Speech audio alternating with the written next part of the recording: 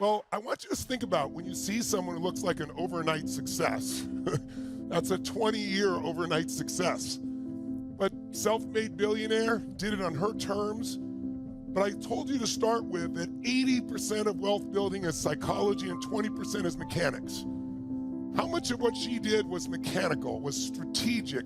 She's very smart, but most of it was really psychology. If you see that, raise your hand and say, I. See, I looked at my notes again because I take notes every time I'm around somebody, even though I know them well. I was like, once again, what made her successful? 7 years of door-to-door sales. Without that, none of this would happen because she learned to develop the skill of knowing how to get across to someone, how in a short time to make sure you put the benefit in their terms, how to read their body language. All that came from 7 years. Also, the persistence that's required to be in door-to-door sales for 7 years. I was in it for 3.5 years. I completely relate. I used to go and sell music to people. They call people up and say, hey, we're a great new music company in the area. What kind of music do you like? One of our people's gonna drop by and give you a free gift. And then I would talk my way in the door and give a 2-hour presentation on why you should sign up for this music club. We had to get so many tapes a month. And like, I learned how to talk to people that were drunk. I was in rich people's homes. I was in poor people's homes. I was poor. I had to learn how to discipline and push myself through at 2 in the morning. All of that background made it possible for her to do this. Now, you don't have to go through all that background, but you need skill. And that skill of understanding human beings. What else? How about her dad? Her dad teaching her every day, what have you failed at, and celebrating it. Teaching her to redefine failure. That's one of the biggest reasons people fail. Yesterday during our Zoom call, several people brought up their fear of failure or the issues of how to deal with it. Because it's critical, because failure is learning. If you learn, it's not a failure. And her dad taught her that every single day till she was willing to just try anything. She wasn't afraid anymore, not because she wasn't afraid, but because she'd done it so many times. Remember I said, I don't care how you feel. Do it, do it, do it, do it, and suddenly you'll feel good. Don't wait to feel good before you do it or you'll never begin. What else did she have? Incredible sense of urgency. Did you get that? Right? Death. Death made her remember, hey, I'm not going to be here forever. We get one shot.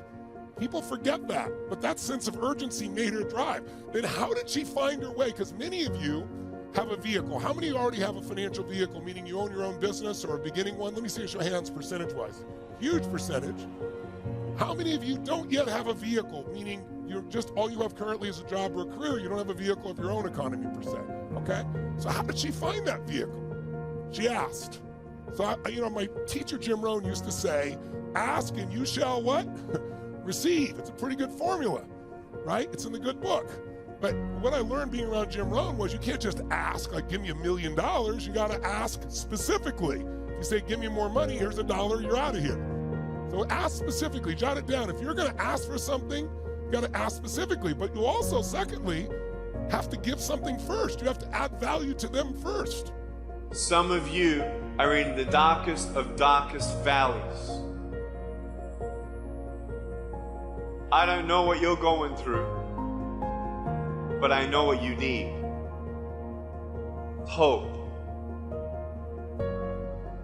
And I want you to know that beautiful things can come from your broken pieces when you give your broken pieces a chance.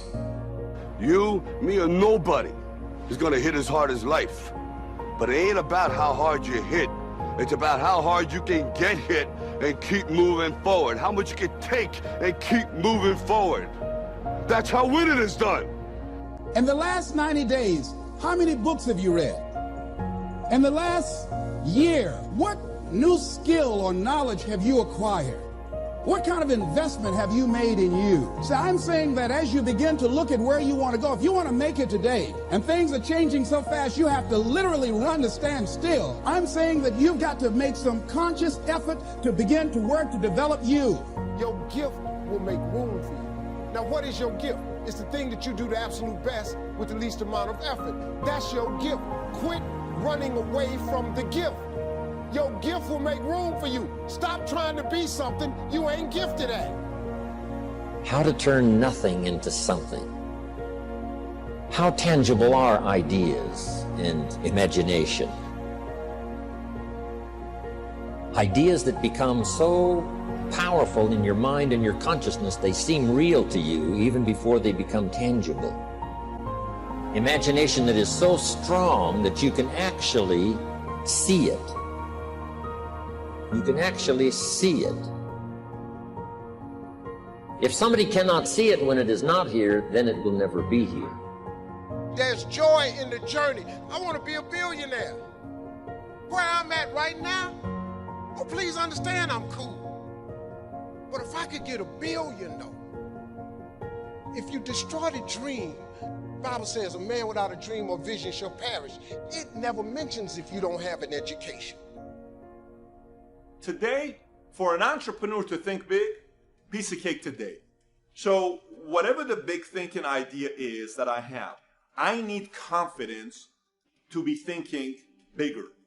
And confidence happens with smaller victories. A big victory is a combination of many, many small victories that didn't stop after another one. You have one victory, boom, go get another one, and another one, and another one. All of a sudden, you have a massive victory. The bottom line is, no one's coming. No one. No one's coming to push you. No one's coming to tell you to turn the TV off. No one's coming to tell you to get out the door and exercise. Nobody's coming to tell you to apply for that job that you've always dreamt about. Nobody's coming to write the business plan for you. It's up to you. And because you're only ever going to do the things that you feel like doing right now or that feel good right now, unless you understand that you've got to parent yourself, you got to push yourself. I'd like to ask you to take a look at any place you've got a limitation and ask yourself, when did I decide to accept that limitation? Think about it. It doesn't matter what's happening, quote unquote, in the marketplace. People that make money find a way to make money no matter what, don't they? I mean. And the question is, if you died today, what dreams, what ideas, what talents, what books, what music, what leadership, what voice will die with you?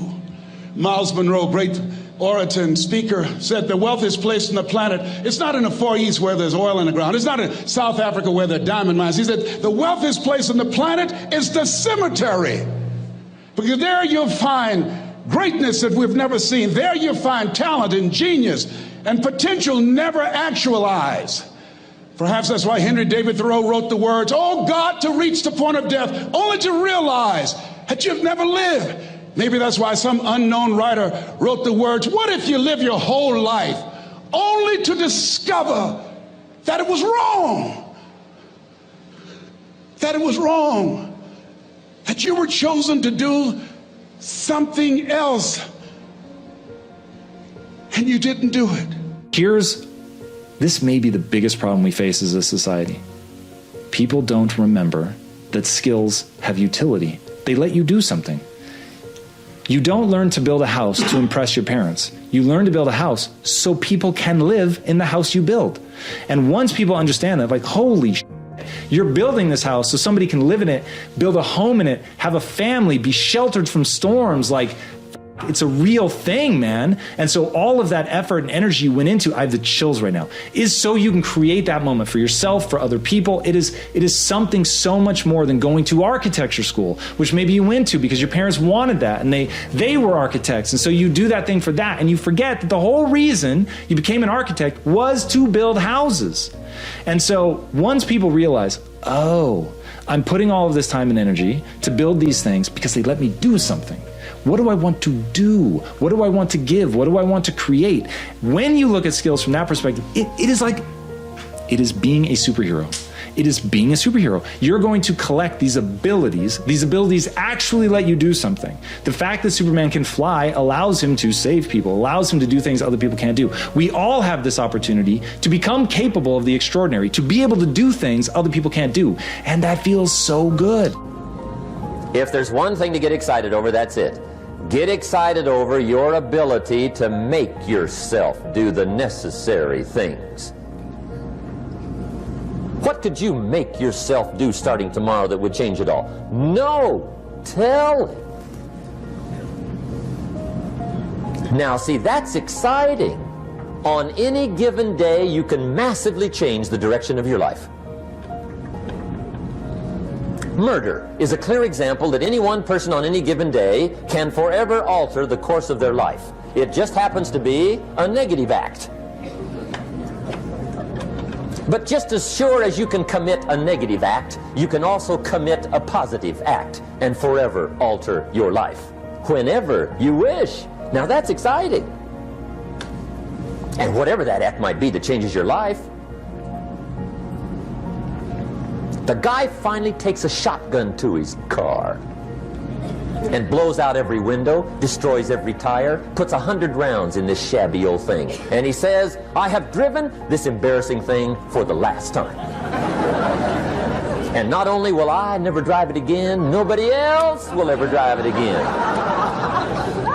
And he lets that shuddering thing stand there for a while as a monument to the day he said, today my life changes. Now who can do that? Anybody. When can you do it? Whatever day you pick.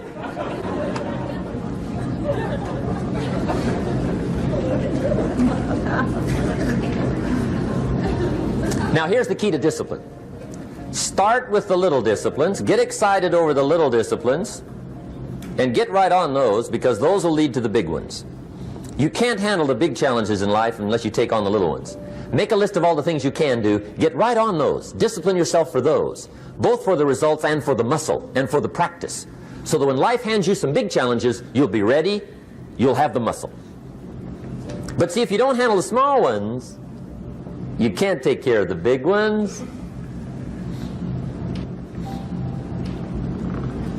Okay, here's what else it takes for life change. Self-motivation.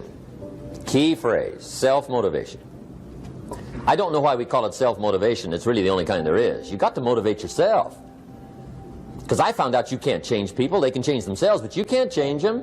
Lord knows some I've tried. But see, it won't work. People have to change themselves. I learned some of those lessons early. I built a little sales organization way back in those early days. I'm 25. And I had some nice people. I said, I'm going to make these people successful if it kills me. I almost died, right? I mean, you can't do that.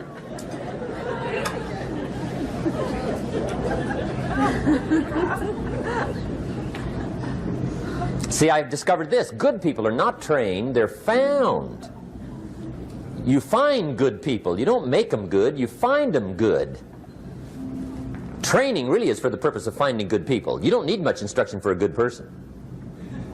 Too much training probably means you got the wrong people.